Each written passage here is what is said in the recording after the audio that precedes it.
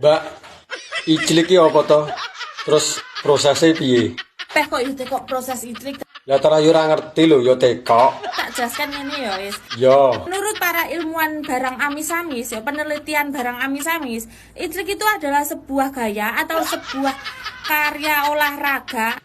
oh alah ijlik iki tibake olahraga to. Lagi ngerti aku.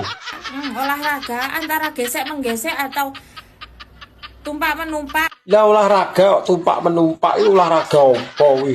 Pokoknya ojo ado-ado. Wes pokoknya ijlik itu adalah sesuatu olahraga atau sebuah olahraga yang menghasilkan keringat dan nikmat.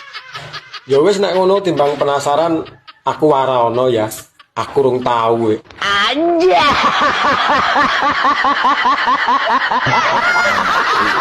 Ini parah nih. Tenang.